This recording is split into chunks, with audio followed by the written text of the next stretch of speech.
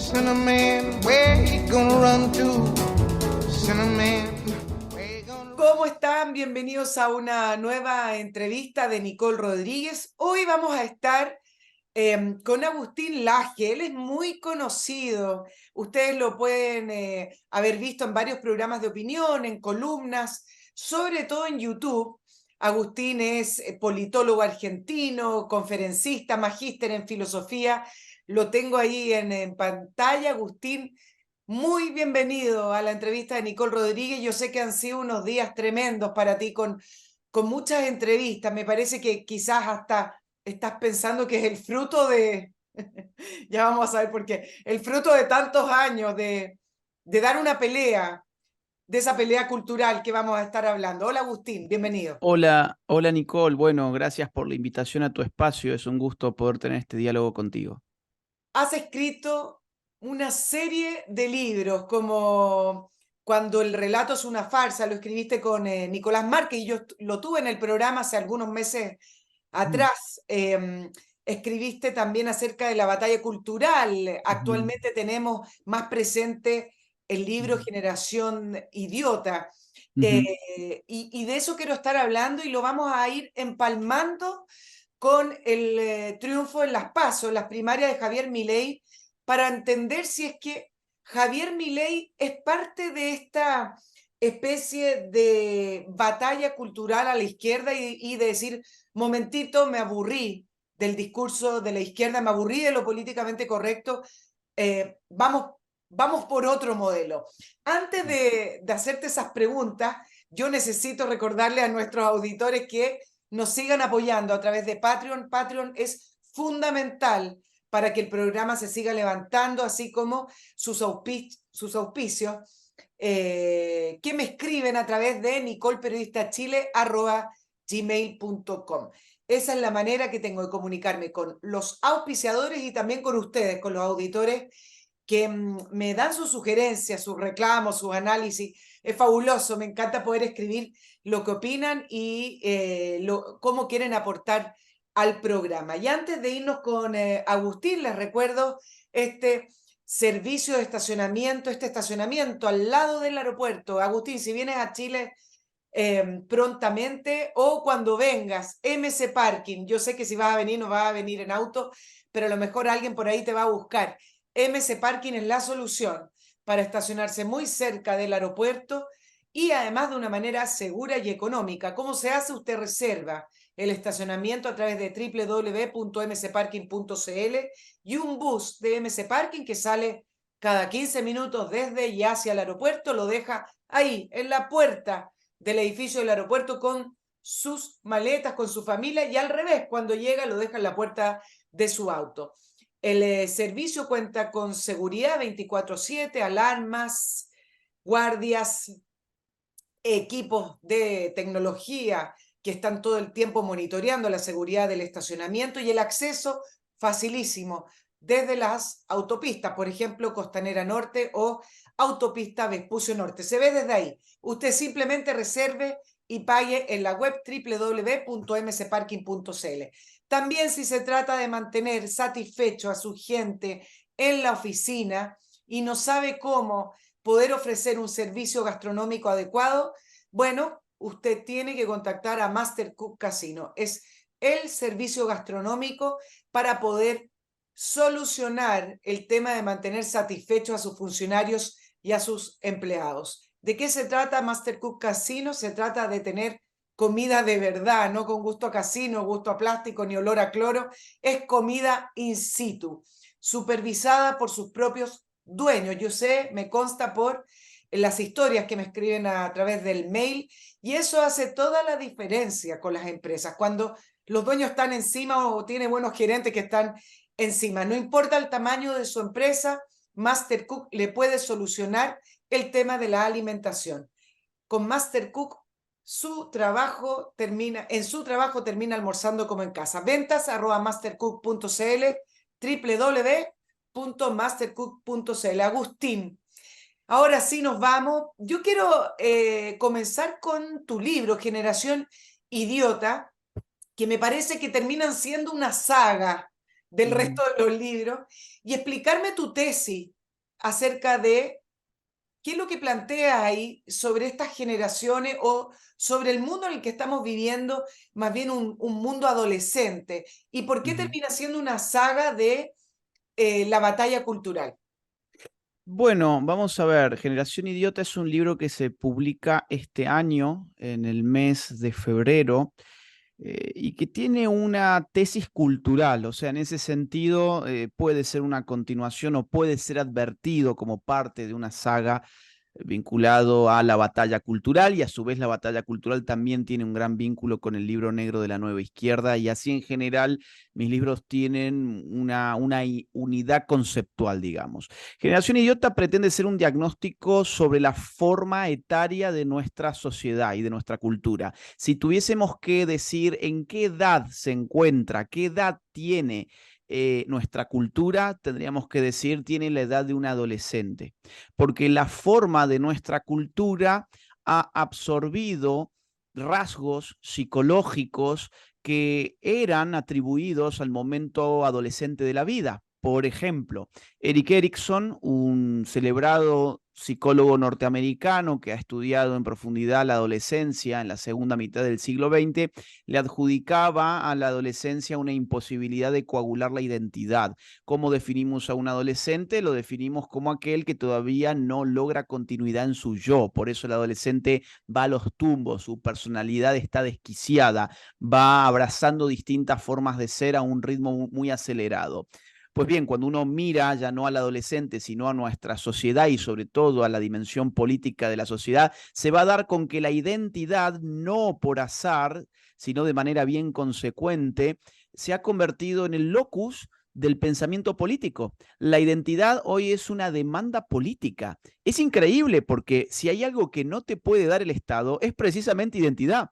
Pero carecemos hasta tal punto de identidad que hoy necesitamos al Estado haciendo lo que se llaman políticas de identidad, y la ciencia política no ha dejado, por lo tanto, de hablar de identidad en los últimos años. O, por ejemplo, la cuestión del sentido. Se suele atribuir carencia de sentido al adolescente si entendemos por sentido una articulación coherente en la vida del individuo que logre articular el pasado con el presente y el presente con el futuro. O sea, dotar de sentido la vida consiste en poder mirar hacia atrás y saber de dónde uno viene, y mirar hacia adelante y saber a dónde uno va. Esto no puede hacerlo el adolescente, por eso el adolescente vive en el presente más absoluto y más inmediato. Bueno, nuestra cultura de alguna forma también vive en un estado de carpe diem, donde no conoce sobre su historia y no tiene hacia adelante ningún proyecto futuro. Ahora, estas ideas, ¿cómo las entrelazamos? Estas ideas que fueron penetrando culturalmente en la sociedad, ¿cómo las entrelazamos con la agenda socialista? Yo he leído varios artículos tuyos, parte de tus libros, no todos completos. Si tuviera tiempo para leer, Agustín, sería, sería otra cosa. Pero partiendo de la base que tú dices, el comunismo no murió. Cuando cae el muro de Berlín, o cuando creemos que ya se disolvió la Unión Soviética y se plantea esto del fin de la historia, ya sabemos cuál es el sistema que gana, no muere, sino que más bien se traslada, y se traslada del mundo o del ámbito de la economía al ámbito cultural.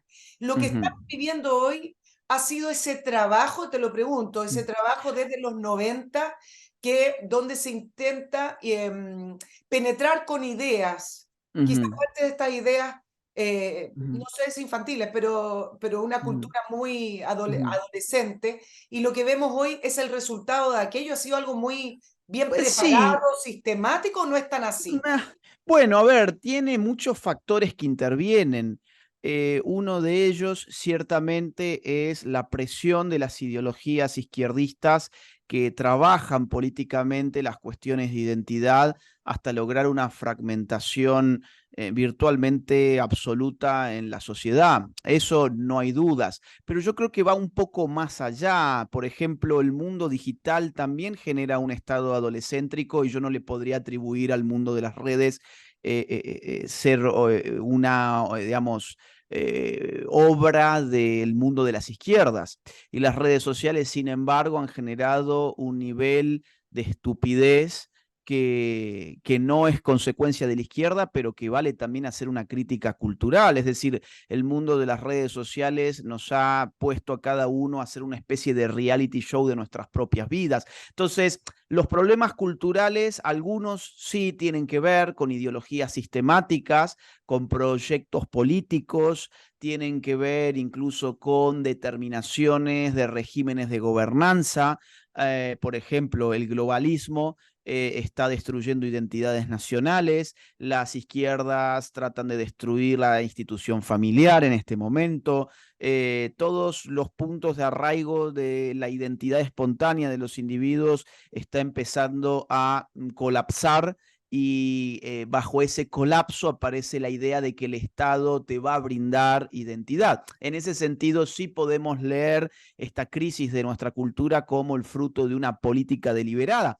Pero en muchos otros sentidos la cosa es bastante más espontánea de lo que se cree. Te pongo otro ejemplo. El mundo de la moda es un mundo ciertamente idiotizante también. El mundo de la moda es el mundo del recambio acelerado de aquellos productos que te prometen una personalidad, como si tu personalidad tuviese que ver con el consumo de ciertos productos.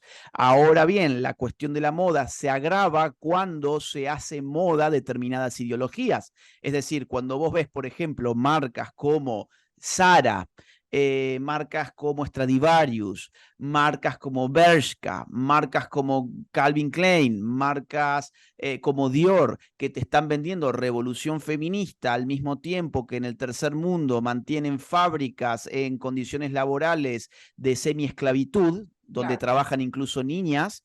Bueno, es algo que se hace bastante idiota creer en esa revolución de esas marcas, ¿no? Entonces yo te diría que hay todo un conglomerado que sí, la izquierda ciertamente participa y saca su tajada, pero también tiene que ver con una cultura de la banalidad que es la que reina en el siglo XXI. Es súper interesante el tema de las empresas, Agustín. Mm, Quizás me escapo un poco del libro, pero me parece que va todo ujú. entrelazado, porque tú nombraste algunas marcas.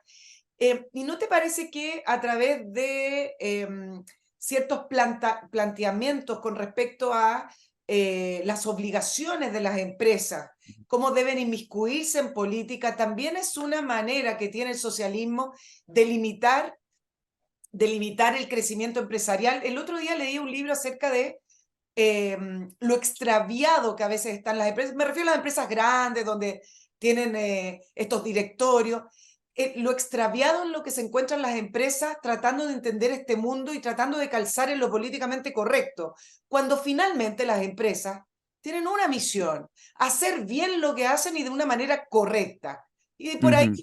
bueno, no, que no pasen a llevar que no pasen a arrasar el medio ambiente, sino que respetando lo que entendemos que hay que respetar, pero están extraviadas. ¿No te parece que también fue una manera que estas ideas fueron penetrando el capitalismo que necesitan las empresas? Bueno, curiosamente son los metacapitalistas los que más están incorporando este tipo de reglamentos no económicos dentro de las empresas. Por ejemplo, lo que se llama Big Finance, o sea, las grandes finanzas. Por ejemplo, BlackRock. Estos grandes grupos de inversión han definido lo que se llaman los criterios ESG.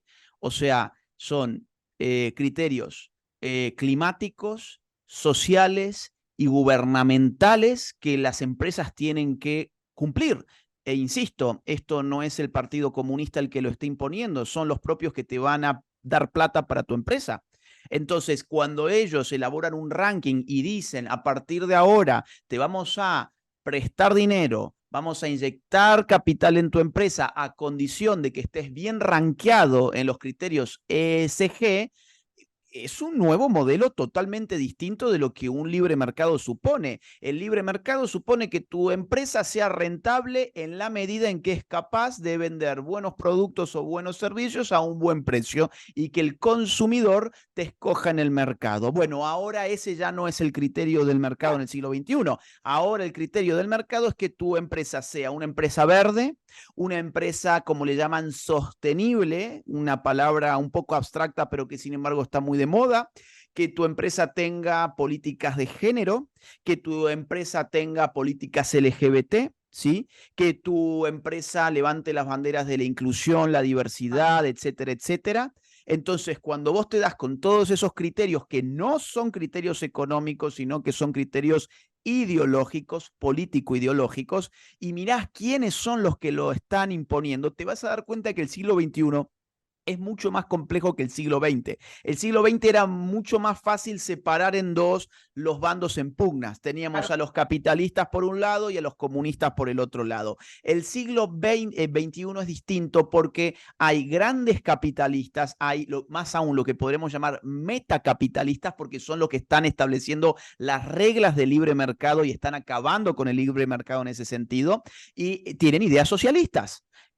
A ver, te voy a poner un caso. El Foro Económico Mundial se supone que es la institución económica del capitalismo global más importante. Ahora, cuando vos haces lupa ahí, el invitado estrella recientemente fue el dictador comunista chino, por ejemplo. O, por ejemplo, ese mismo Foro Económico Mundial está impulsando políticas como, por ejemplo, ciudades de 15 minutos, o sea, ingeniería social y urbana pura y dura, no con criterios de mercado, sino con la planificación de un ingeniero social. O, por ejemplo, también están impulsando salario básico universal. Entonces, el siglo XXI, y cierro con esto, nos encuentra en una situación muy curiosa, que es que la izquierda se alía con los metacapitalistas y tienen exactamente los mismos intereses. La izquierda progre es la principal ejecutora de los designios del metacapitalismo globalista. Agustín, te dejo plantear esta pregunta porque tengo que saludar a otro auspiciador. Pero ¿en qué Sí, minuto, cómo se dio que pasamos de... Tú me nombraste varias marcas de ropa. sí. Yo, mientras tú me los nombrabas, yo decía, bueno, yo me acuerdo de esa clásica publicidad de United Colors of Benetton, ¿no? Que debe haber sido de los primeros que integró la diversidad y la inclusión Sí. con todos los colores de la humanidad. Y eso fue hace un siglo atrás, cuando uno se acuerda de eso. ¿En qué minuto? Y eso parecía, y estaba muy bien, ¿no? Tenía buenas intenciones, visualizaba y visibilizaba un mundo. Bueno, la intención siempre es vender, pero me parece que ahí había algo distinto en esos momentos. Estamos hablando de... Perdón, a la que vos te estás refiriendo es a la de los cinturones de seguridad que No, estaban no, de pintarrajeados de ropa. LGBT. No, no, estamos hablando de ropa. Estoy hablando de los 80, cuando esta Ah, ok. publicidad de United Colors of Benetton, que debe haber sido de las primeras que hace esta inclusión. Mi pregunta en realidad tiene que ver Sí. en qué minuto pasamos de eso, en querer algo mejor, a todo el contexto que tú nos estás explicando y esta interrelación ideológica entre estos grandes capitalistas y las empresas. Pero permíteme Sí. recordarle a nuestros auditores de cómo mantener su patrimonio a propósito de capitalista. Ellos tienen para todas sus generaciones y más, pero para nosotros los trabajadores, que de a poco vamos juntando y mantenemos un pozo con ahorros, mantenemos un capital y no sabemos qué hacer. Compro un departamento y lo arriendo, me meto en una PB, en el caso de Chile, Agustín, me meto en un fondo mutuo. Escuché por ahí que alguien hizo esto o aquello. No, no lo hagan lote. Muy pocos de nosotros sabemos realmente cómo sacarle el mejor provecho a los instrumentos financieros, que son muy buenos si se saben utilizar. Póngase entonces en manos de Patrimor. Ellos lo que hacen es un servicio de asesoría de inversiones para darle la mejor opción, las mejores opciones que hay bajo el perfil que usted tiene, no el del lado, no el del familiar, no el del primo, ni lo que están por ahí sugiriendo desde los bancos o su ejecutiva que a lo mejor tiene conflicto de interés. Patrimon lo asesora a usted. Y además tiene una particularidad, ellos no manejan su dinero, simplemente son su asesor en inversión y tiene para eso planes mensuales desde 24.990 pesos al mes. Tienen más de 9 años en el mercado, más de 6.000 clientes, están regulados por la Comisión del Mercado Financiero, por lo tanto, no es una empresa fantasma, lo voy a decir en buen chileno, no es una empresa chanta de esos que uno ve en internet y dice, bueno, me pongo en manos de ellos y desaparecen. Usted conozca Patrimon porque vale la pena entender de qué manera sacarle provecho a los instrumentos financieros, mantener su patrimonio y a la vez poder multiplicarlo o aumentarlo a lo largo de su vida. No lo pierda, que es tremendamente fácil, www.patrimor.cl. Te preguntaba, Agustín, bueno, ¿cómo llegamos a lo que tú explicaste? ¿Cómo llegamos Bueno, a a ver, ese recorrido que yo estoy haciendo de una manera un poquito gráfica, con esa publicidad de United Colors of Benetton? mira, yo creo que dado que no es una revolución y la revolución siempre tiene una fecha inaugural y la revolución implica un corte rotundo y radical en la historia y esto no es ciertamente una revolución en ese sentido, sino que es progresismo, no solamente por su ideología, sino porque va desplegándose progresivamente a lo largo del tiempo, entonces yo no podría decirte este es el punto en el cual se da este cambio. Es un proceso paulatino donde una determinada ideología va absorbiéndolo todo. Y en ese sentido, estamos frente a una ideología totalitaria, ¿sí? Y lo que pasa es que a diferencia de las ideologías totalitarias del siglo XX que buscaban absorberlo todo en el nombre de la raza o en el nombre de la clase, ahora la astucia del totalitarismo en el siglo XXI es absorberlo todo en el nombre de la inclusión. Y eso es mucho más vendible. Entonces, oponerte a un totalitarismo basado en la raza o en la clase era, desde el punto de vista del discurso político, mucho más fácil que quejarte de un totalitarismo basado en la supuesta inclusión. Pero al final del día, cuando vos te das cuenta de que este proceso ha avanzado tanto, vos te das cuenta que no podés estar en ningún tipo de ambiente, ni social, o sea, ni público, mejor dicho, ni privado, donde no estés constantemente bombardeado de la misma ideología, de los mismos discursos y de los mismos símbolos. Por eso ya no podés ver una película donde no tenga esa ideología, no podés ver una serie donde no tenga esa ideología, no podés, por ejemplo, a ver, estamos obligados un mes durante cada uno de los años, un mes enteros a aplaudir esa ideología, lo tenés en el colegio, lo tenés en la cebra, o sea, en donde vos cruzás la calle, lo tenés en los semáforos. En Argentina tenemos semáforos de la inclusión, por ejemplo. Lo tenés en el mundo de las redes sociales, lo tenés metido en el colegio, lo tenés en el deporte. Los jugadores están obligados a utilizar las camisetas de la diversidad y el multicolor. Entonces, ¿cuándo fue eso? Y yo te diría, no hay una fecha, hay un estado de cosas que va cada vez imponiéndose más y es como la rana, ¿no? A la rana vos la hervís, pero no con el agua hirviendo, sino que arrancás con el agua fría y le vas subiendo la temperatura gradualmente. Sí, dos situaciones que te comento en base a lo que me estás respondiendo, Agustín.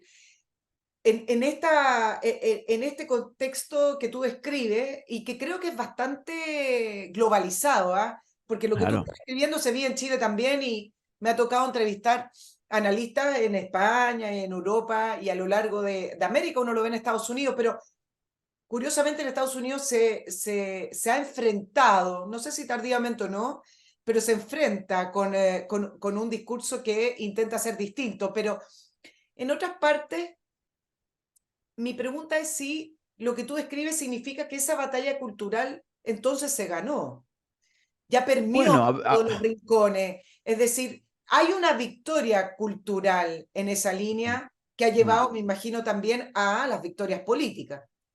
mira, la batalla cultural, a diferencia de la batalla político-electoral, tiene una lógica temporal distinta. La batalla cultural nunca cristaliza en una victoria definitiva. Una batalla electoral política sí. ¿Por qué? Porque, bueno, la batalla político-electoral tiene tiempos, está formalizada, hay reglas de juego muy bien definidas, hay un día en el que la gente va, vota, se cuentan los votos y allí ya se sabe quién ganó y quién perdió. Eso es muy simple. En cambio, la batalla cultural no está formalizada, no tiene reglas específicas, no tiene por lo tanto tiempos, no está institucionalizada.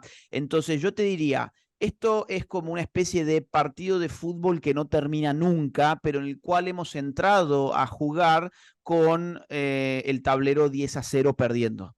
Entonces, desde ese punto de vista, sí, empezamos perdiendo. Los que estamos resistiendo esto hemos entrado a jugar bastante tarde el partido. Vos imaginate esa imagen, ¿no? O sea, 11 jugadores pateando contra un arco donde no hay portería, donde no hay portero. Entonces, en un momento dado, ya en un segundo tiempo, los del equipo rival dicen, bueno, entremos a jugar ahora, aunque estamos perdiendo ya 10-0. Bueno, ¿y cuándo termina el partido? No, el partido no va a terminar nunca, porque este tipo de juego no termina jamás. Entonces, podemos ir, digamos así, contrarrestando todo el daño cultural que se ha hecho en la medida en que seamos astutos, porque empezar perdiendo 10-0 es realmente algo digamos, que no le cae bien a nadie, ¿no?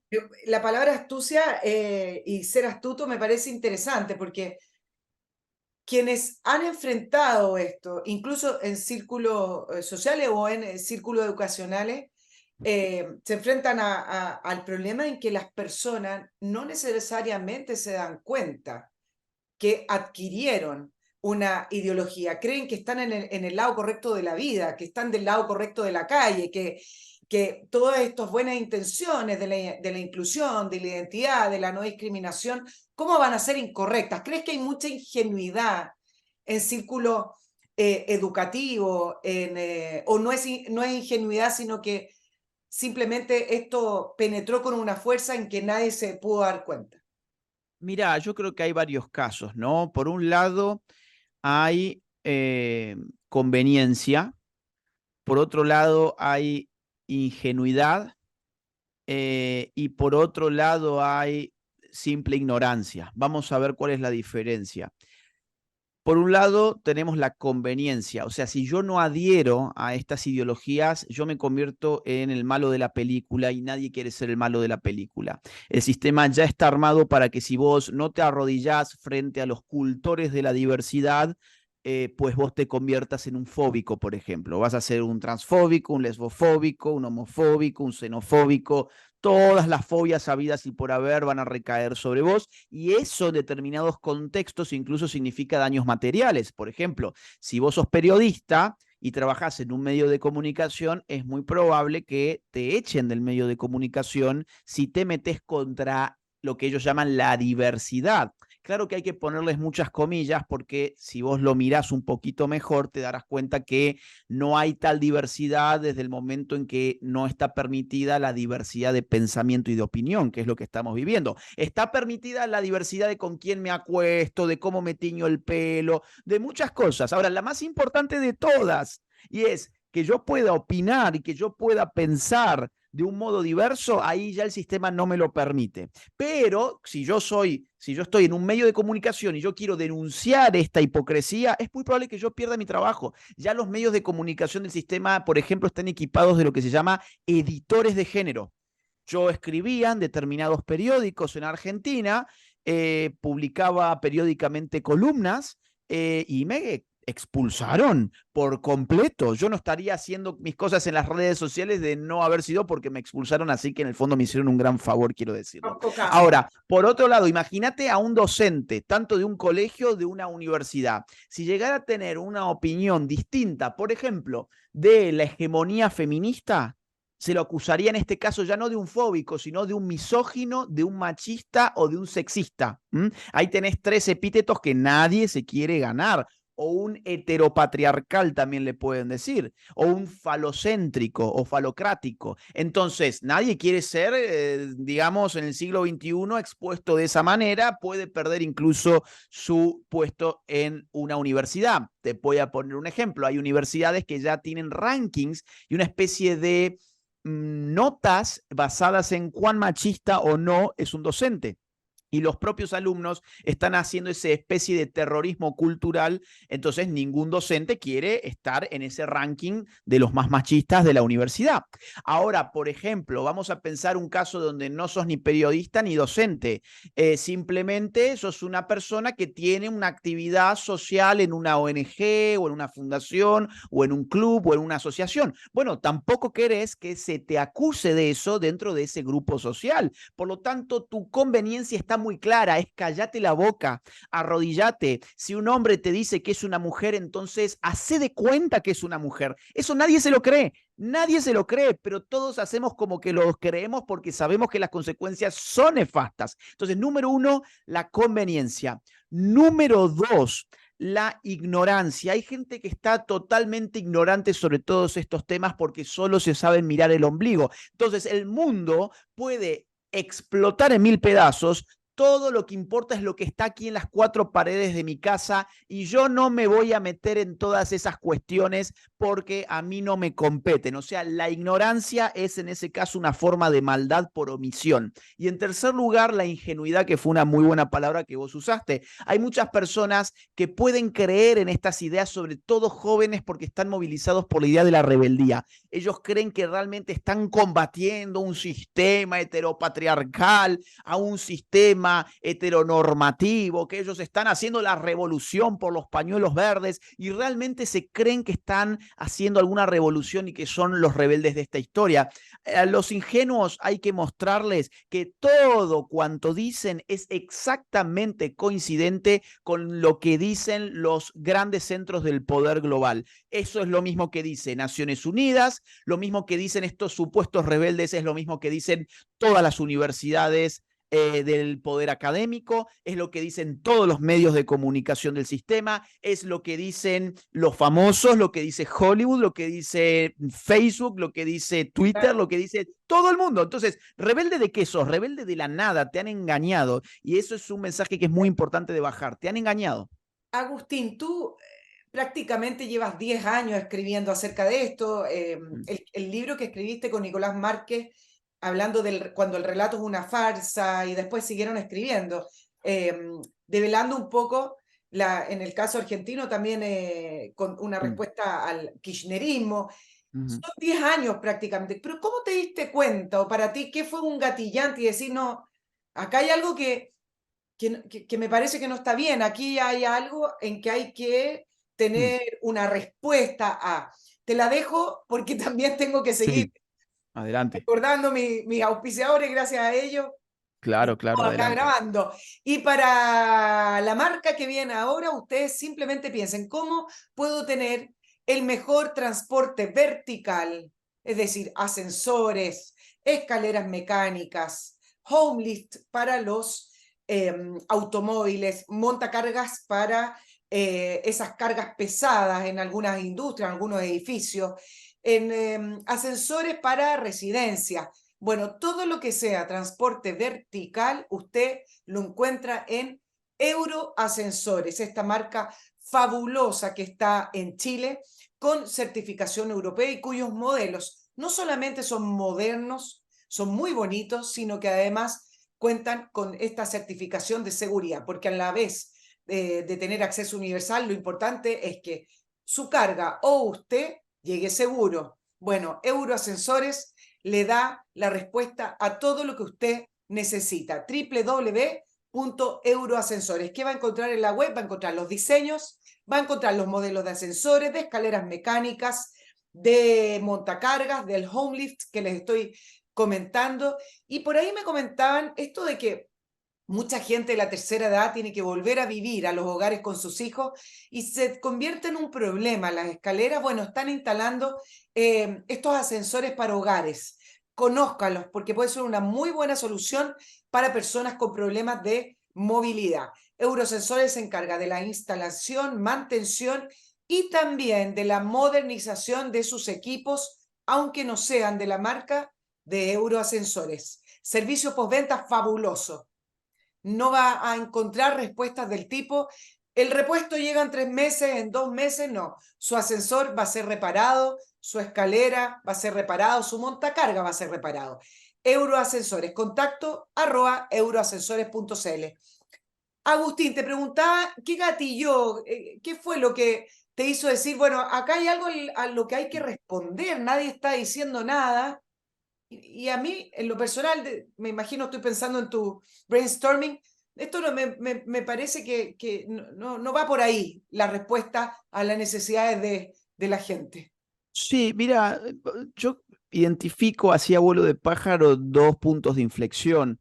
Uno tiene que ver con mi paso por el colegio secundario, alrededor de los más o menos 15 años.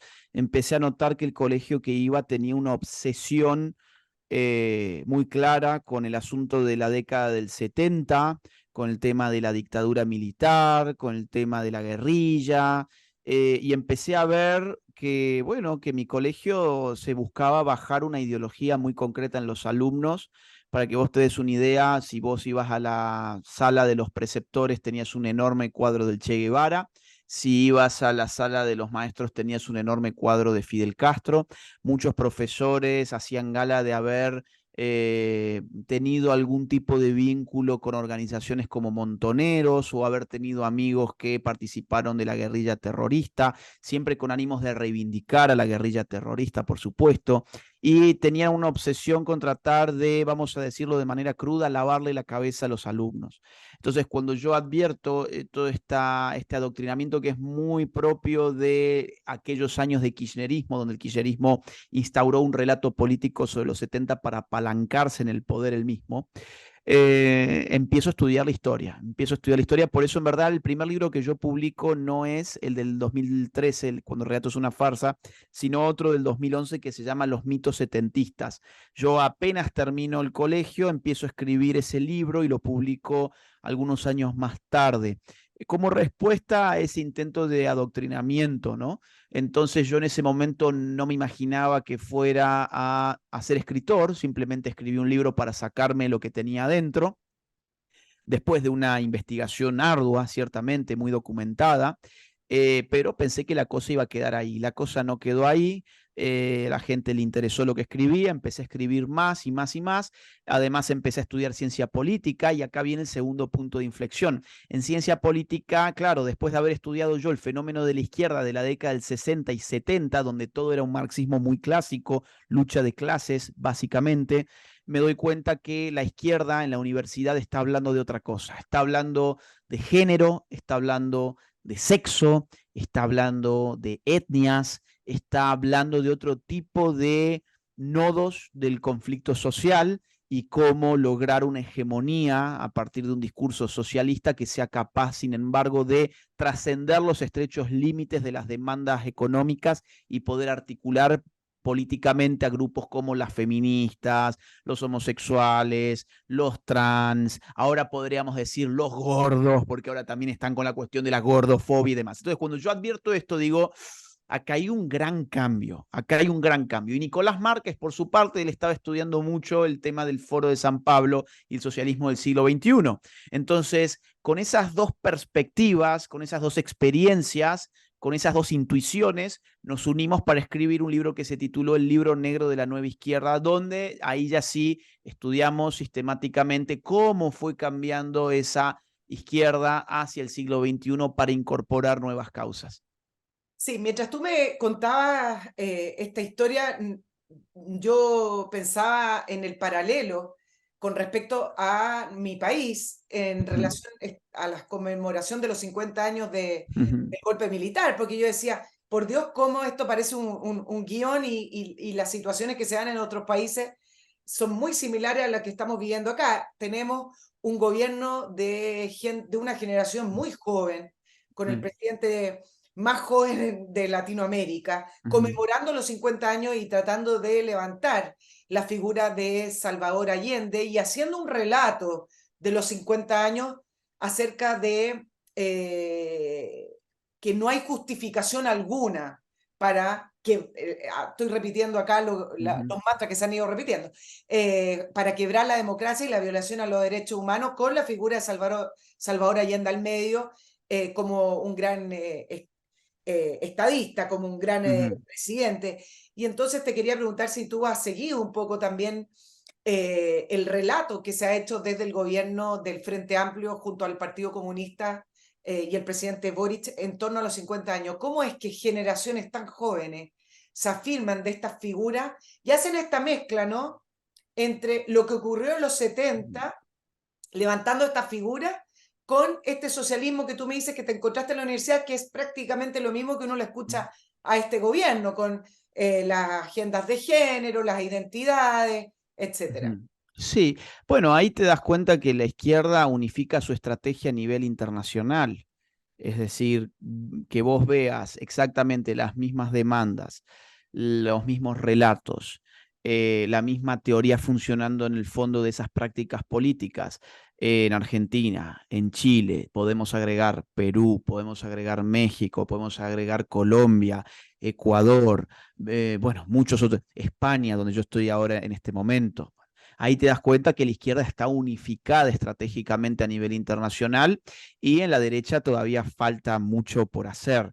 Lo que yo te puedo decir sobre esto son varias cosas. En primer lugar, Salvador Allende fue un dictador en la medida en que reclamó para sí el poder absoluto. Es lo que Carl Schmitt hubiese llamado un dictador soberano, no un dictador comisarial, no una dictadura al estilo romano, que era un momento donde se suspendían las leyes para reencauzar el orden frente a un peligro de magnitud. Esta era la dictadura romana, no.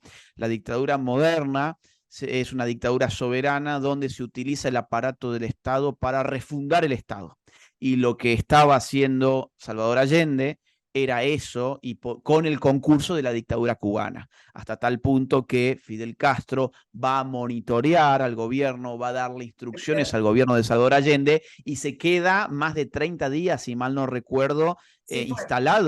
instalado en Chile. O sea, aparte todo el espionaje cubano, todo el aparato cubano estaba metido en Chile. Por eso quienes declaran que el gobierno de Salvador Allende se encuentra por fuera de las instituciones de la democracia republicana y del orden constitucional son los otros poderes chilenos. Es decir, el Poder Legislativo y la Corte Suprema de Justicia reconocen en ese momento que estaban viviendo un estado de dictadura electoral, porque esto hay que entenderlo bien. La dictadura no solamente es por origen, sino también por ejercicio. Es decir, uno puede elegir democráticamente a un gobierno y ese gobierno en el ejercicio del poder se puede convertir en dictatorial. Por ejemplo, el caso de Hugo Chávez. Hugo Chávez fue elegido por las urnas y se convirtió en una dictadura. Sin ir más lejos, a ver, el experimento nazi también está consagrado por la legitimidad de origen democrático. Claro. Entonces, espérame un segundito porque quiero darle una vuelta más a esto. Entonces, ahora de hecho acaba de salir un libro de Nicolás Márquez que se llama La dictadura comunista de Salvador Allende.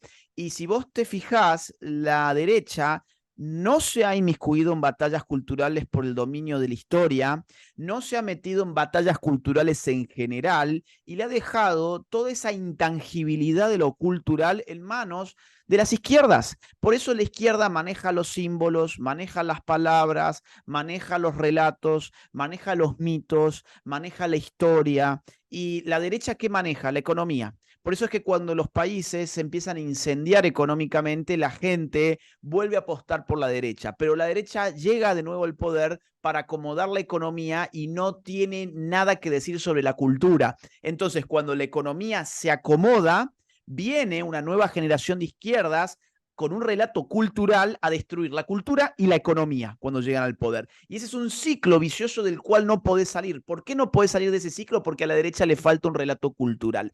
Entonces, cuando vos me preguntabas sobre mi experiencia tiene que ver con el ámbito cultural de lo político. Mi experiencia tiene que ver con una derecha que no ha dicho nada sobre la historia argentina, y vos podés hacer el espejo con Chile, y pocos años más tarde con una derecha que no tenía nada que decir sobre temas que se habían politizado como el sexo, como el género, como la etnia, como la cuestión indigenista, ahora podríamos agregar como la cuestión racial, como la cuestión ecológica, como la cuestión del peso. Entonces, mi gran lucha para cerrar esto es por una nueva derecha que vaya más allá de un discurso meramente económico y que pueda incorporar un relato cultural a sus esfuerzos políticos. Sí, vamos a ir a la nueva derecha, solo que como nosotros estamos en tiempo de la conmemoración de los 50 años del golpe, tengo la impresión, Agustín, pero si estoy equivocada me gustaría que me lo dijera, que en Argentina no se sobreutiliza el tema del golpe militar tanto como en Chile. Es decir, acá tenemos un gobierno que prácticamente cuando asumió, se repitió en los discursos del presidente Boric muchas veces el tema de Salvador Allende, y prácticamente el relato era que eran continuidad del gobierno de López, un gobierno fracasado por lo demás, y sin embargo ellos se planteaban como continuadores de esto, con una derecha que yo creo que en ese sentido debes tener razón, es una derecha política, vamos a hablar, que simplemente responde, no hace el relato, sino que responde ante los ataques. Lo que pasa es que cuando sacan el tema de los derechos humanos pareciera ser que hasta ahí nomás llegamos, porque, bueno, ahí no, es un área en que nadie puede entrar porque, claro, se violaron los derechos humanos, entonces hasta ahí llego nomás, es el área prohibida. Pero tengo la impresión que en Argentina no se sobreutiliza el tema del golpe militar como una campaña política para llegar al poder, o estoy equivocada. No, a ver, yo creo que sí se ha utilizado, pero en otro momento. En Ah, Argentina esto lo hemos vivido entre el año 2003, cuando subió el kirchnerismo, y lo vivimos más o menos hasta el año 2013. Durante esos 10 años, durante esa primera década de kirchnerismo, la verdad es que hablar de política en Argentina era hablar sobre los años 70. Pero claro, el tema tuvo su límite, lo puedes explotar durante 10 años. Después la gente ya se cansó, ya eso no les movilizaba de la misma manera que antes. Pero yo te diría que sí, en la Argentina hubo una utilización furiosa, furibunda de los años 70, solo que en Chile esto llega más tarde y llega por varias razones más tarde. Una de ellas es que la experiencia del pinochetismo fue distinta a la del videlismo. El gobierno militar argentino, o mejor dicho, el gobierno cívico militar argentino fue económicamente muy malo. En cambio, en torno a las reformas de Estado y de economía que instauró el régimen pinochetista, ha habido consensos desde la centroizquierda hasta la centroderecha hasta hace muy poco tiempo. Entonces era muy difícil tratar de incorporar un discurso furibundamente antipinochetista hasta que ese consenso no se rompiera. En cambio, en Argentina, para cuando los Kirchner llegan en el año 2003, no hay nadie en la Argentina que tenga en general un buen recuerdo en materia político-económica del régimen cívico-militar. Entonces, la experiencia es distinta. Además, Pinochet fue votado, si mal no recuerdo, 2 o 3 oportunidades en consulta popular, cosa que en la Argentina no. Y finalmente el pinochetismo sale del poder por las urnas, cuando el pueblo chileno le dice que no. En cambio, en Argentina salen por haber perdido una guerra, la guerra de las Islas Malvinas. Entonces, verás vos que las circunstancias históricas, políticas y económicas son muy distintas, y eso explica en gran medida por qué en Chile el discurso de la reivindicación de Salvador Allende y la condena utilizada políticamente por el gobierno contra Pinochet tarda 20 años más que en la Argentina, porque en la Argentina era más fácil hacerlo 20 años antes. claro, ahora, Agustín, para irnos al tema de la nueva derecha y el factor Milei, pero antes te voy a hacer la pregunta incorrecta, digamos, con respecto Sí. al gobierno militar, y es que en estas conmemoraciones, claro, hay un dique, hay una puerta donde no se entra, que es por el tema de la violación a los derechos humanos, que efectivamente ocurrieron y nadie lo puede negar, y nadie está a favor de la violación a los derechos humanos, pero ¿cuál sería la respuesta de lo siguiente, Agustín? Sí. Quiero saber tu opinión. ¿Se puede justificar, se puede decir, incluso conociendo hoy las violaciones a los derechos humanos, se puede decir era necesario el golpe militar aunque hayan violado los derechos humanos, o eso es muy incorrecto? ¿Se puede decir No, sí, era lo que había sí. que hacer, era lo que se le pidieron a las Fuerzas Armadas? Bueno, después A vino ver, la acá, historia. acá, acá, acá hay dos escenarios posibles, Nicole. Acá hay dos escenarios posibles. Vos tenés o la conformación y la cristalización de una dictadura castrista en Chile, o tenés una reacción cívico-militar que impone efectivamente un gobierno de facto, que es luego refrendado públicamente. Bien. O sea, por el pueblo que es llamado a las urnas sucesivas veces. Bien. Entonces, la pregunta es muy simple. ¿Dónde preferiría uno vivir? ¿En una dictadura castrista o en la dictadura pinochetista? Si vos me lo preguntás a mí, no dudo un solo segundo. Por empezar, por una cuestión de tiempo. A ver, la dictadura de Fidel Castro se inauguró en 1959. Estamos en el año 2023 y no ha cesado. La dictadura pinochetista cesó, si mal no recuerdo, en la década del 80. No, comenzó el 73 y terminamos el 89. Por eso, cesó en el año 89. Cesó Sí. en el año 89. Bueno, ya tenés una diferencia temporal impresionante. Por otra parte, las dictaduras de izquierdas reprimen todo tipo de libertades. No solamente las libertades, por ejemplo, políticas, ¿sí? Porque cuando uno habla de un gobierno de facto, estás hablando de un gobierno que aniquila la libertad política de ¿qué? De escoger a tus gobernantes. Eso está clarísimo. Ahora, los gobiernos de facto de derechas habitualmente dejan libertades económicas en pie, cosa que en Chile, por ejemplo, se dio. En cambio, una dictadura de izquierdas no solamente aniquila la libertad política, sino que además aniquila la libertad económica. Otro ejemplo, las dictaduras de izquierdas aniquilan las libertades religiosas. Las dictaduras de derechas no aniquilan habitualmente las libertades religiosas. Y así sucesivamente vos te vas a ir dando cuenta. Otro ejemplo, la libertad de movimiento, de salir del país, de exiliarte, de irte a vivir a otro país, no existe en un régimen de dictadura castrista, por ejemplo. Por eso los cubanos, que son considerados por la dictadura de izquierdas como una especie de pieza que le pertenece a la dictadura. ¿Por qué? Porque la dictadura ha invertido su dinero en salud, en educación, en alimentación. Entonces, ese ciudadano es una parte de su cuerpo, entonces no se puede ir de allí. Por eso vos tenés tanta gente improvisando balsas, arrojándose al mar con todo el riesgo que eso implica. ¿Por qué? Porque te tenés que escapar de tu país porque tu gobernante no te deja ir. En cambio, en una dictadura de derechas, cuando mucho te van a obligar a irte de allí, pero no te van a retener como un preso dentro de tu propio país. Entonces yo sé que esto es una opinión políticamente incorrecta, pero seamos realistas, por favor. A ver, ¿una dictadura es buena? No, no es buena porque por necesidad aniquila la libertad política. O sea, necesariamente, por definición, una dictadura termina con la libertad política y la libertad política es algo muy bueno. Ahora bien, tenemos dos modelos, el de Salvador Allende, que era el modelo de la dictadura castrista, o tenemos el de la reacción cívico-militar, que es una dictadura de derechas. Yo, y creo que mucha gente, y apelo a la honestidad intelectual, se sentiría mucho más cómodo y tendría más libertades, aún prescindiendo de alguna de ellas, en una dictadura de derechas estilo Pinochet, que en una dictadura estilo Fidel Castro. Claro, esto no se trata de estar eligiendo entre Perdón. Y otra cosa más. Vamos a medirlo en cantidad de muertos. No podés comparar vos la cantidad de violaciones a derechos humanos que ha habido en la dictadura que quería imitar Salvador Allende y que incluso estaba recibiendo órdenes de cómo hacerlo por parte de Fidel Castro.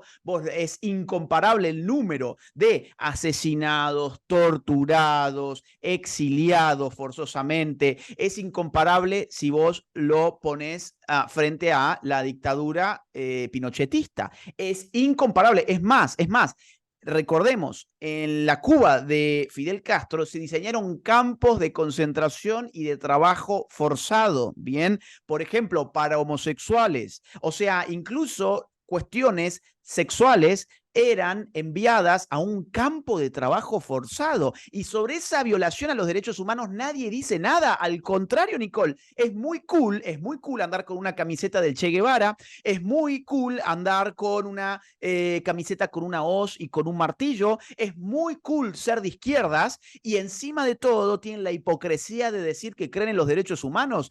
Pero por favor, la izquierda en el siglo XX terminó con la vida, asesinó a más de 100 millones de seres humanos, diseñó monstruosos campos de concentración, torturó, aniquiló con criterios de clase y con todo tipo de criterios en general. Entonces, ahora que esta misma gente te venga a decir y tratar de correr a vos con la bandera de los derechos humanos, solamente es admisible si ignoramos por completo la historia. Y ahí está la crítica que yo le hago a la derecha. Si la gente ignora el horror, el terror, la dictadura izquierdista, la violación a los derechos humanos por parte de la izquierda, eso no es responsabilidad de la izquierda. La izquierda tiene todo el interés del mundo en que la gente ignore lo que hizo la izquierda. Es una cosa que debemos endilgárselo a la derecha, que nunca habló claramente de estos temas.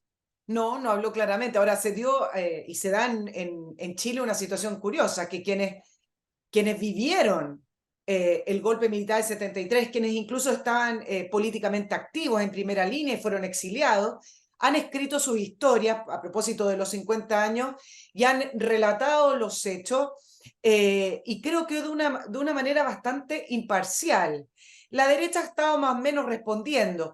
Quienes han intentado escribir o levantar un relato solo a partir del 73, como que hubo un bombardeo en La Moneda, ha sido el gobierno con generaciones mucho más jóvenes. Pero entonces se ha dado esta cosa muy curiosa, porque quienes ya vienen de vuelta, digamos, vivieron la época de la concertación, incorporándose incluso a la administración pública en Chile, quienes han tenido familiares exiliados, han logrado contar esa historia de una manera bastante más pausada y más imparcial. Incluso yo me atrevería a decir sin odio. Pero la historia que cuentan estas generaciones que no lo vivieron, que nacieron muchísimo después y nacieron en democracia, es una historia cargada de odio. Se ha dado esa situación. Creo que ahí efectivamente está el punto que tú dices, es que también dejaron un espacio para que alguien les contara la historia de esa manera. Y ahí te das cuenta, Nicole, que la guerra no la cuentan los vencedores. La guerra, perdón, que la historia, quiero decir, la historia no la cuentan los vencedores de una guerra. La historia la cuentan quienes la cuentan. Entonces, la derecha, que ciertamente ganó en América Latina la guerra contra la subversión terrorista, que es lo que hubo guerras asimétricas, guerras revolucionarias, y la izquierda perdió en todos los casos, con excepción de Cuba, ¿sí? Los que perdieron esa guerra son los que finalmente contaron la historia de esa guerra. Y evidentemente ellos van a ponerse en el lugar de los jóvenes idealistas que soñaban con un mundo mejor y que, pobrecitos, un buen día unos militares muy malvados se levantaron desquiciados y fueron a matarlos porque tenían el pelo largo y cantaban canciones de rock.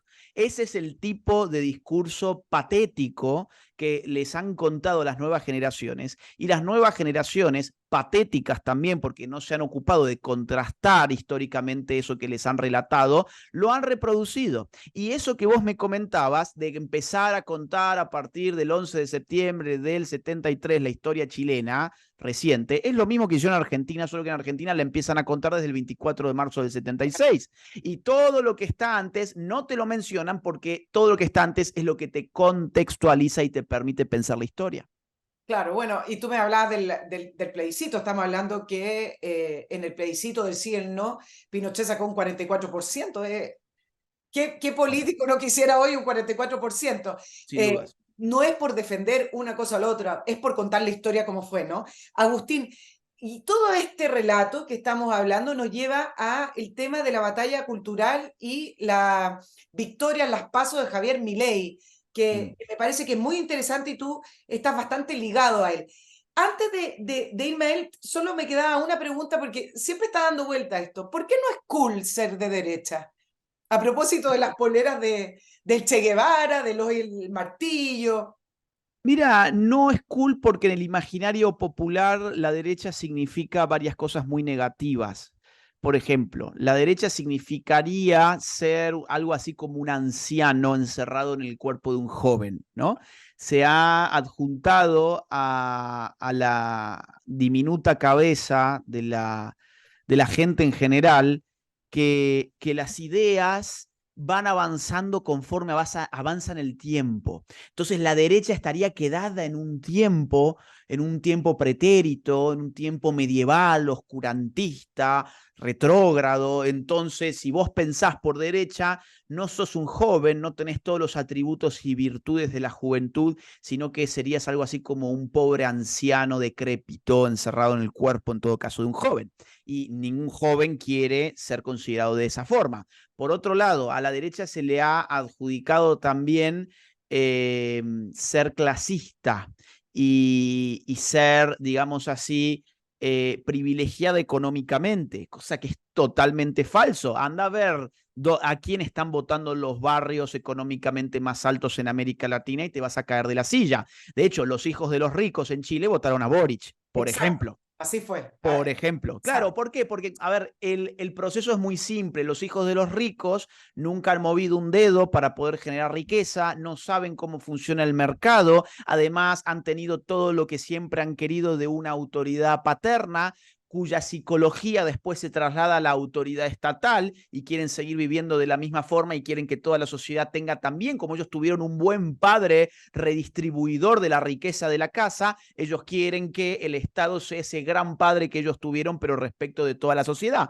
Además, los hijos de los ricos suelen ir a universidades que les lavan la cabeza, que les meten ideas izquierdistas, los resienten contra su propia familia, les generan culpa de clase y muchas otras cosas más, y para no ser los típicos burgueses ricos egoístas tienen que fingir que abrazan ideologías de izquierdas para encajar. Entonces, esto yo lo he visto demasiadas veces y te puedo asegurar que ese es el ciclo. Entonces, ¿qué pasa? Bueno, por otro lado tenés una persona que maneja un taxi y esa persona está en la calle, no está en la facultad de filosofía con la plata de papá y mamá, sino que está en la calle, sufre la inflación, sufre la inseguridad, tiene un contacto con la realidad, ve lo que hace la droga, ve lo que hace el alcohol, ve lo que es la realidad de la sociedad, y es mucho más probable, te digo, que en América Latina un taxista sea de derechas y es mucho más probable que un hijo de un rico en América Latina sea de izquierdas.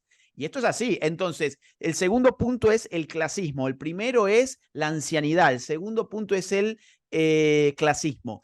Y el tercer punto es que nos adjudican ser intolerantes, autoritarios, que queremos imponer a la fuerza nuestras ideas. Y eso no es cierto. De hecho, los que imponen a la fuerza sus ideas es la izquierda, que cada vez que llega al poder utiliza al Estado para de una u otra forma empezar a perseguir a todos sus opositores. Ahora, todo eso que tú me explicas es curioso porque tradicionalmente desde la derecha es donde se plantea el tema de la libertad, ¿no es cierto? Y las generaciones, los jóvenes, me imagino que hacia allá debieran querer ir, pero al parecer la historia se cuenta distinto. Pero te levanto el tema de la libertad porque nos lleva a Javier Milei. Y te hago la pregunta, Agustín, ¿Javier Milei es el resultado incipiente del avance, un pequeño triunfo de esa guerra cultural de la cual Bien, estamos hablando desde el inicio? Espérame, antes que sí, me conteste, le puedes dar vuelta a la respuesta, sí, sí, pero sí, yo sí. le recuerdo a nuestros auditores que para eliminar los malos olores, la solución se hace de raíz.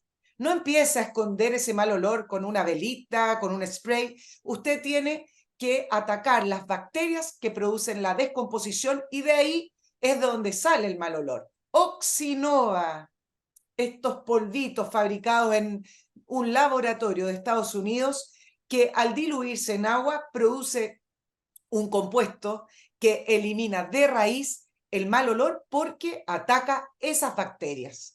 Oxinova es tremendamente fácil de usar, no necesita guantes, es un producto muy seguro y a la vez esos malos olores que son tan molestos, que quedan tan pegados, uno los soluciona de una vez por todas. www.oxinova.cl.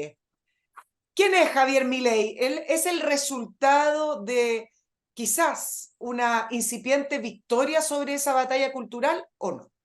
Bueno, a ver, vamos por parte porque también habías introducido un tema súper relevante y es el tema de la libertad. Claro, todo depende de qué significa libertad.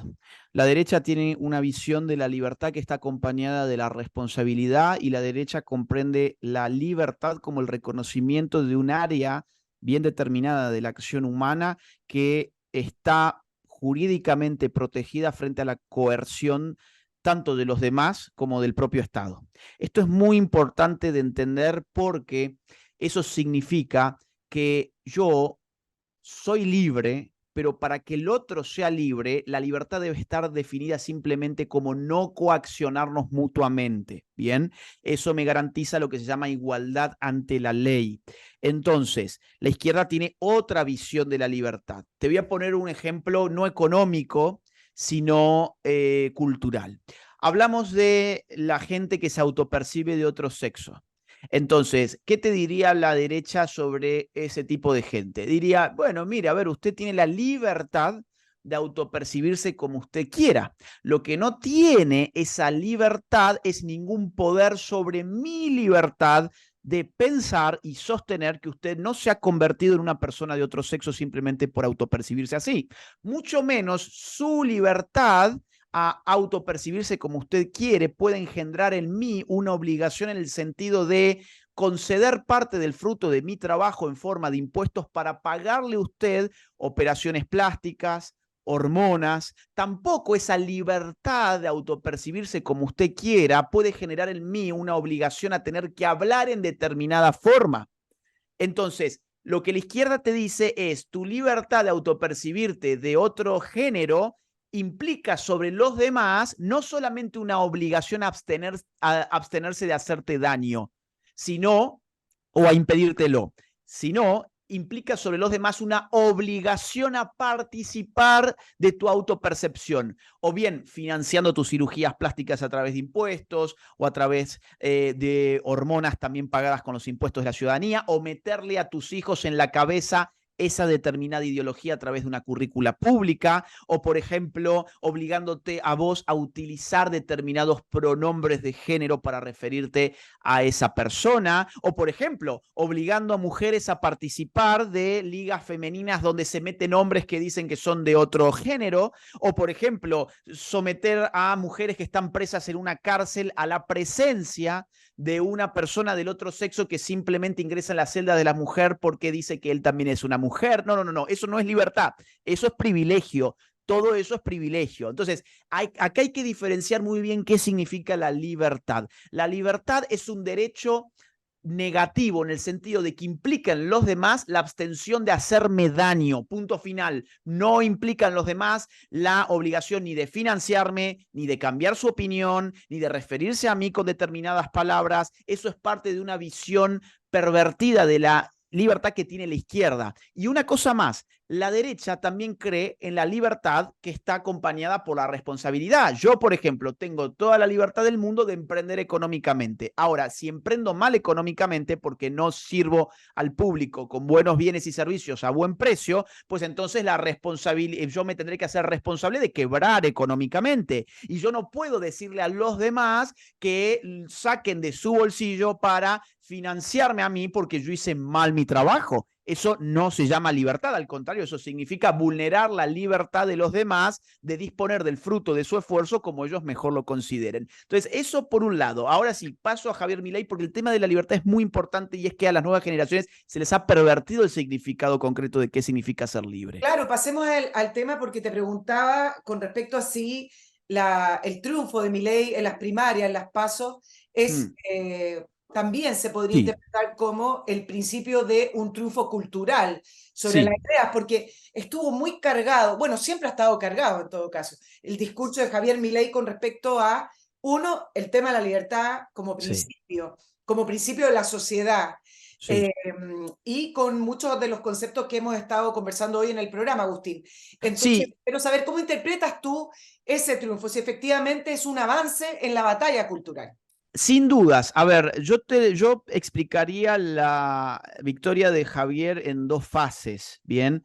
En Argentina, como veníamos hablando, desde el 2003 hemos empezado a ver toda esta izquierda cultural que nos cambia la historia, que nos cambia el lenguaje, que nos cambian los símbolos, que nos cambia absolutamente todo. Entonces, en Argentina se ha desarrollado una especie de guerra de guerrillas cultural, ¿bien?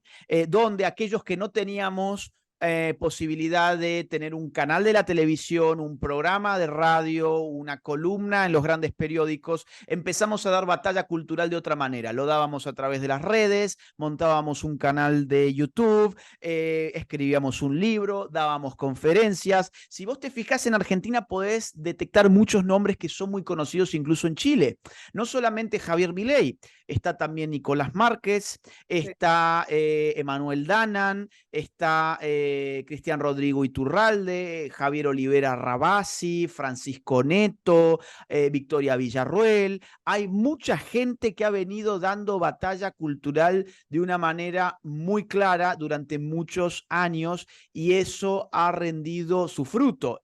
Ahora, quien advierte Javier Milei daba batalla cultural, ciertamente. Quien advierte en un momento dado, este es el momento de recoger los frutos, si no los recogemos nosotros, entonces esos frutos se pudren, es precisamente Javier Milei. Javier Milei dice en un momento, y yo lo he hablado con él, dice, este es el momento de pasar a la batalla político-electoral. Ya hemos logrado correr la discusión hacia nuestras ideas. Ya estamos mostrándole a la opinión pública que nuestras ideas son mejores que la de nuestros enemigos. Este es el momento de ahora poner nuestra oferta electoral. Entonces, Javier Milei da un salto de la batalla cultural a la batalla político-electoral. ¿Para qué? Para recoger los frutos. Y los frutos de Javier, vos lo podés ver incluso en la conformación de los otros partidos. Argentina ha corrido hacia la derecha todos los partidos políticos y eso es fruto de la batalla cultural que se ha venido dando. Por ejemplo, Juntos por el Cambio, ¿a quién tiene que poner para tratar de competir? Tiene que poner a Patricia Bullrich, que es la opción de más derecha que tiene Juntos por el Cambio y que de hecho le ganó a Larreta, que era la versión light, la versión de centro. O por ejemplo, el kirchnerismo, ¿a quién tiene que poder poner para que sea una candidatura más o menos competitiva? A la figura de más derecha dentro del kirchnerismo, que es Sergio Massa. Entonces, cuando vos ves, todo el arco político ha tenido que correrse a la derecha en estas elecciones, fruto de esa batalla cultural. Con lo cual, respuesta clara, sí, lo que estamos viviendo es un triunfo político que es consecuencia de la batalla cultural que se ha estado dando en los últimos años. Claro, lo que plantea Javier Milei es que con los resultados de un 30%, el candidato más votado en las primarias, demostró que esas ideas terminaron siendo una opción competitiva políticamente. Y en esa línea, ¿tú estás de acuerdo con quienes dicen, bueno, esto es un terremoto político para la Argentina porque primera vez que se ven estas ideas plasmadas como algo no solamente competitivo, sino que triunfando en las primarias? La carrera presidencial, ya vamos a hablar de aquello, pero estamos hablando de este 30% en las PASO. Sí, es un terremoto político porque es la primera vez, por lo menos en los últimos 100 años, que en un contexto democrático un candidato tiene posibilidades muy ciertas, tiene mucha probabilidad de ser el próximo presidente de los argentinos sin contar con el apoyo o del peronismo o del radicalismo, o sea, de los dos partidos tradicionales de Argentina. Es la primera vez que eso ocurre. Además, ese terremoto se figura muy bien cuando uno ve el mapa argentino, o sea, cuando lo ves por territorio a los resultados y te vas a dar con que el país se ha pintado de libertario, ¿sí? Por ejemplo, Javier Milei ha ganado en 16 de los 24 distritos electorales y en otros 5 ha quedado segundo. En distritos electorales que eran muy adictos al kirchnerismo o distritos electorales que eran muy adictos a Juntos por el Cambio, Javier Milei también ha ganado allí. Entonces, ciertamente es un terremoto político. ¿Crees que la gente entiende lo que plantea Javier Milei como un nuevo modelo de derecha para la sociedad argentina, o más bien están votando como lo que llaman el famoso voto bronca, el voto rechazo? Ya no quieren más con los mismos de siempre y no quieren más de las mismas políticas de siempre? Pero ¿tú crees que la gente entiende lo que está proponiendo Javier Milei? Sí, Javier Milei tiene la virtud de explicar cosas difíciles de manera muy, muy fácil. Yo creo que esto es la continuidad de un proceso que quedó trunco, que quedó estanco, y fue el proceso que se inició en el año 2001 con el que se vayan todos. Vayan todos.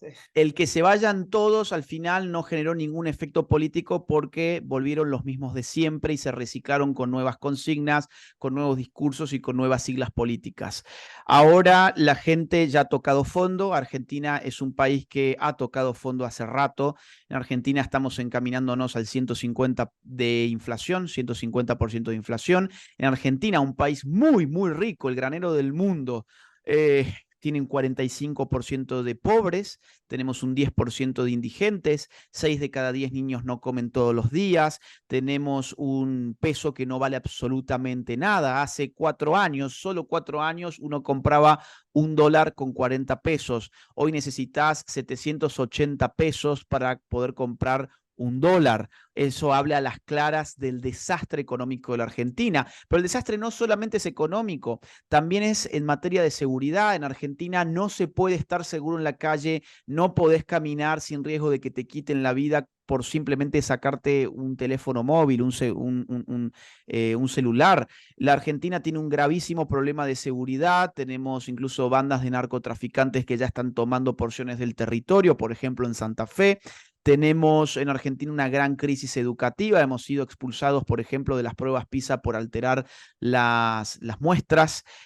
Argentina es un país que realmente culturalmente está destrozado, o sea, por donde lo mires, lo querés mirar por la cultura destrozado, lo querés mirar por la educación destrozado, lo querés mirar por la seguridad destrozado, lo querés mirar por la economía destrozado, lo querés mirar por la política destrozado también. Tenemos los políticos más corruptos probablemente de toda América Latina, donde tenemos una vicepresidenta que está condenada por corrupta. Bien, entonces, de hecho, lo que el BID, el Banco Interamericano, llama desvíos, en Argentina es impresionante los desvíos por corrupción que afectan al sistema económico a la postre. Entonces, Argentina es un país destrozado y en ese contexto es que aparece o reaparece el que se vayan todos, pero ahora no es simplemente que se vayan todos, ahora la diferencia es que tenés un político que no es realmente político, sino que es un outsider de la política, pero está haciendo política para terminar con esa casta política con la cual no pudimos acabar en el año 2001. Agustín, tú participas de la campaña de Javier, eres de su comando, eres de su grupo, eres de su think tank, como les gusta decir. No, yo, a ver, tengo el honor de tener amistad con Javier desde hace años. Hablamos con cierta regularidad, compartimos, pero mira, hablamos sobre libros, o sea, No le das digamos, no le das consejo, no le das no, o lo no, hacen no, no, no. como A amigo. ver, yo he hablado de muchos temas con Javier, hemos hablado de temas como género, temas como aborto, en algún momento hablamos temas como inmigración, nos hemos recomendado mutuamente libros. Javier ha presentado mi libro La Batalla Cultural el año pasado en la Feria del Libro de Buenos Aires. Javier ha venido al estreno de la película documental Querida Resistencia que yo lancé el año pasado. Es decir, tengo gran amistad con él. El apoyo que nos damos es recíproco. Yo he organizado conferencias de Javier en Córdoba, por ejemplo. Además, yo sí lo he apoyado, por ejemplo, organizando su presentación pública en Córdoba en febrero del año pasado. Javier anduvo por todo el territorio de la República dando clases y conferencias abiertas a miles de personas. En Córdoba tuvimos una convocatoria extraordinaria de 10.000 personas y yo fui parte del grupo que organizó aquello, pero yo no soy ni candidato, ni estoy metido en la campaña política. Yo ayudo desde la batalla cultural, ayudo arrojando ideas, ayudo cuando hay que estar organizando algo, como te digo en Córdoba. A ver, yo, digamos, estoy en todos los frentes donde creo que puedo hacer algo. Si puedo hacer algo en logística organizando un evento, allí estoy. Claro, Si puedo hacer algo desde mis redes, lo hago. Si, bueno, y así más o menos es como se da la cosa, ¿no? pero no hablas a nombre del candidato, no eres No, para por nada. favor, para nada, Por eso para nada. es interesante también saberlo, Mm. porque a veces la gente cree que están totalmente entrelazados. Dos preguntitas para liberarte, Agustín. En Chile se tiende a decir que las elecciones se ganan al medio, entonces tuvimos la siguiente situación en la anterior elección presidencial, cuando José Antonio Kast sacó un 27,91%, el candidato Boric sacó 25%, y a José Antonio Kast para poder juntar mayor apoyo.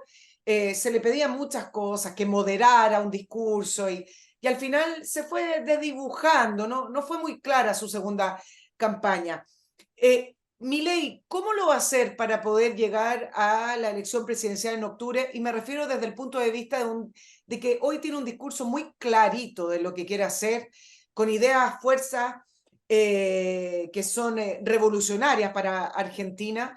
Y yo no sé si allá en la interna política, yo quiero que tú me cuentes, también se suele decir, bueno, si usted quiere ganar las elecciones, se tiene que moderar, tiene que irse por el medio, que yo nunca he entendido muy bien qué es eso del medio, pero No, ¿por dónde va a ir vamos a el ver. camino, Javier Milei?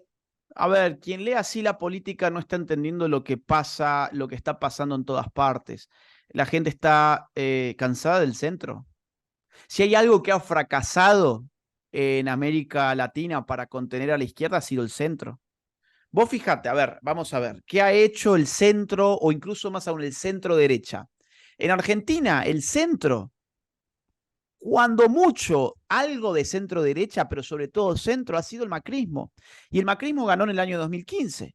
Y en el año 2019 perdió por paliza. Es decir, tendió una alfombra roja para que volviera el kirchnerismo. ¿Qué hizo el centro o barra centro derecha en Chile?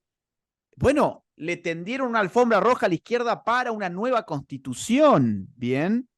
Le tendieron una alfombra roja para que Boric después llegara como jefe de Estado chileno, ganara las elecciones. ¿Qué hizo el centro en Perú? El centro en Perú le tendió una alfombra roja a un maoísta como Pedro Castillo.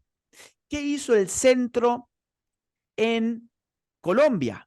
Pasó el centro democrático de Uribe, que era de centro derecha, con Santos gira hacia el centro, incluso un centro progresista, y con Duque también tenemos una expresión de centro, y le tiende una alfombra roja a la izquierda de Gustavo Petro. ¿O qué hizo, por ejemplo, un PP tirado hacia el centro en España? Ese PP tirado hacia el centro en España le tiende una alfombra roja al sanchismo. Y así en general podríamos seguir dando ejemplos de este tipo. Bien, entonces, ¿qué te quiero decir con esto? El centro ya no genera nada porque la gente se ha dado cuenta que todo lo que ha hecho es posibilitar la vuelta de la izquierda. Lo que está funcionando más que el centro es la derecha. Por eso, la derecha de José Antonio Kast gana recientemente las elecciones por los consejeros por los consejeros constituyentes. 7 de mayo. Exacta, exactamente. Por eso, además, José Antonio Kast llega a la segunda vuelta con un aparato político muy incipiente, muy nuevo. El Partido Republicano es una estructura muy nuevita y por eso el gobierno queda cuarto. Imagínate vos quedar cuarto, o sea, peor performance de la que está haciendo ahora el gobierno argentino. Por eso, por ejemplo, el centro de Juntos por el Cambio, que es Larreta, ni siquiera ha pasado a las elecciones generales, se ha quedado en el camino. Entonces, o por eso en Estados Unidos, la centro derecha republicana no está teniendo ningún éxito frente a la derecha republicana que protagoniza MAGA de Donald Trump o, por otra parte, Ron DeSantis, el gobernador de Florida.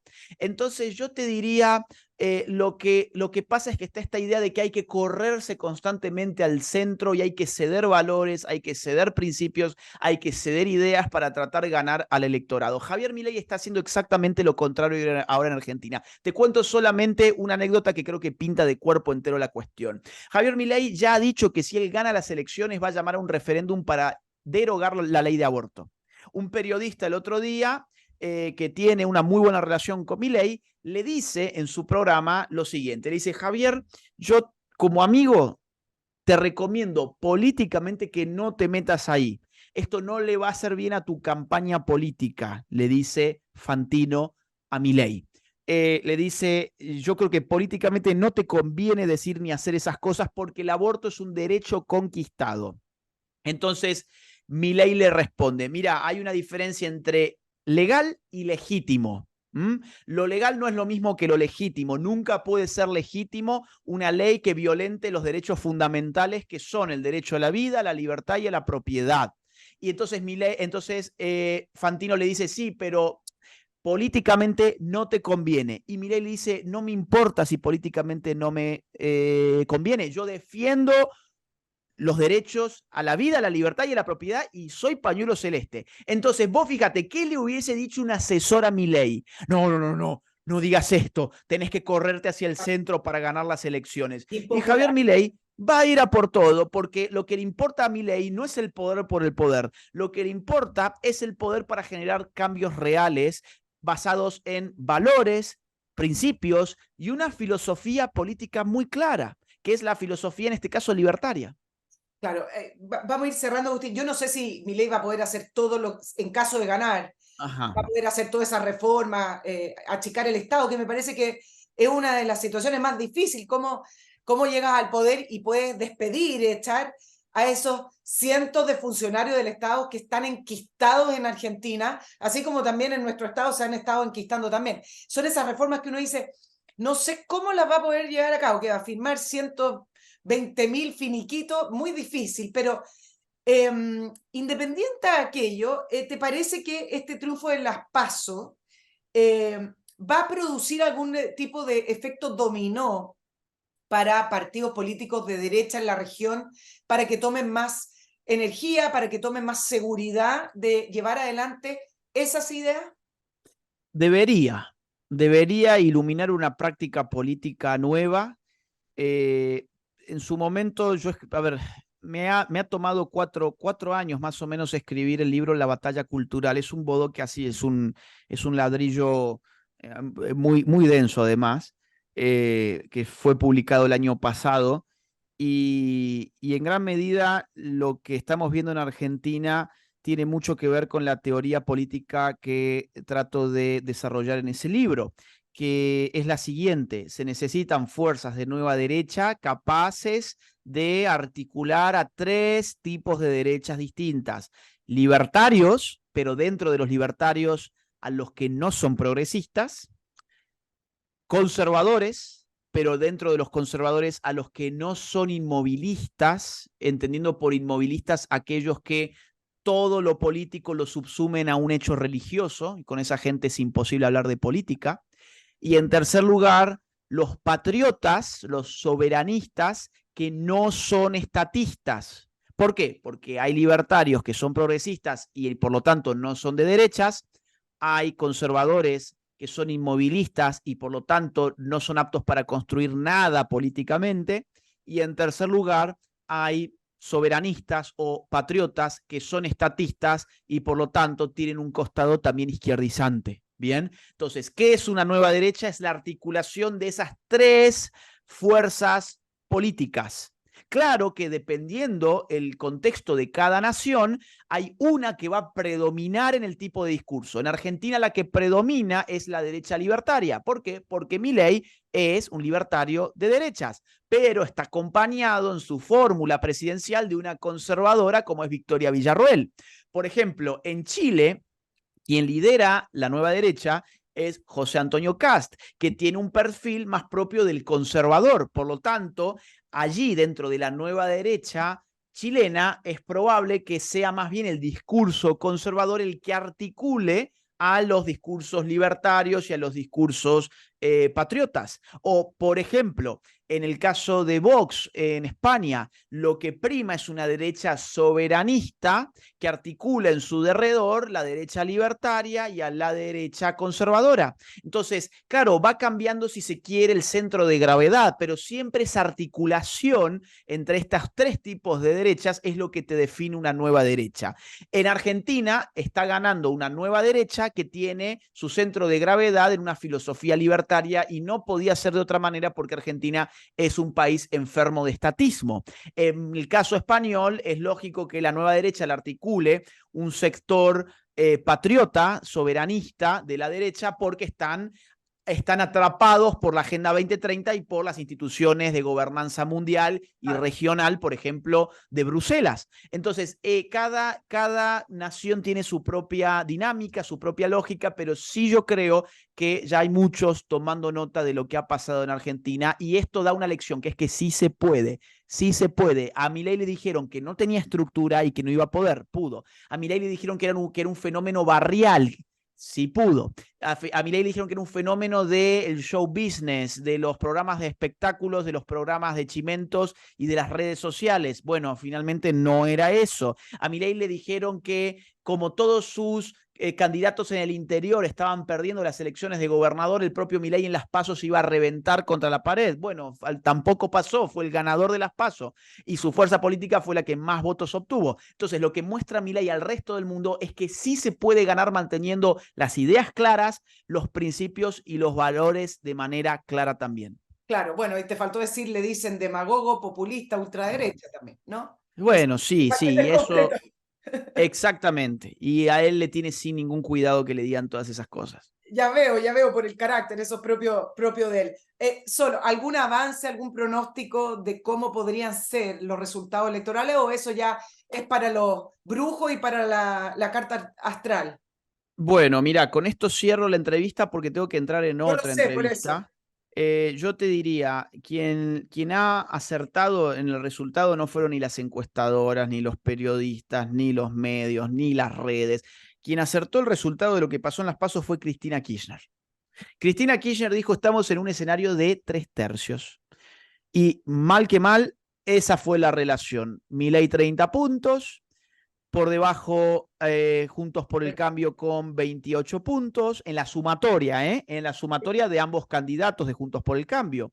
Y en la sumatoria de ambos puntos de los candidatos del kirchnerismo tenés 27 puntos. Entonces, la ventaja entre el primero y el tercero, o sea, entre Milei y Massa, es de 3 puntos. No es mucho. Hay que ver cuánto le han robado a Milei, cuidado. Ahora, lo que sí es mucho es el nivel de abstención de votos. O sea, ¿cuánta gente fue a votar en las PASO? El 69,6%. O sea, hay un 30%, hay más de un 30% de argentinos que decidió no ir a votar a las PASO. Ahí está el número clave. ¿Qué puede pasar en octubre? Lo que pase con ese 30% va a ser determinante porque es mucha gente. Entonces, la gran pregunta es, ¿quién conforma ese 30%? ¿Qué son? Son, por ejemplo, masas clientelares que no fueron oportunamente movilizadas. Si esto es así, es una buena noticia para el peronismo, porque es el que mejor sabe movilizar a las masas clientelares. O, por ejemplo, ese 30% es un 30% políticamente apático, desesperanzado, que no encontró incentivos para ir a votar porque considera que siempre ganan los mismos de siempre. Bueno, en ese caso es una buena noticia para Javier Milei. ¿Por qué? Porque va a poder movilizar de una manera más fácil que el resto de las fuerzas políticas a gran parte de ese 30% que se pueden subir al caballo ganador y decir vamos a darle una oportunidad a una persona antisistema. Entonces, la gran pregunta aquí es ¿quién es ese 30%? Y ahí es donde se va a jugar el resultado de octubre. Agustín Laje, cientista político, bueno, politólogo argentino, como le dicen, filósofo, conferencista. Muchísimas gracias, Agustín, por estar acá en la entrevista de Nicole Rodríguez y por haberte extendido en el tiempo que nos habíamos comprometido. Y será en una próxima oportunidad, quizás después de octubre, para poder ir haciendo el paralelo entre lo que hablamos y lo que resultó ser la realidad de las elecciones. Muchas gracias, Agustín, que tengas un muy buen día.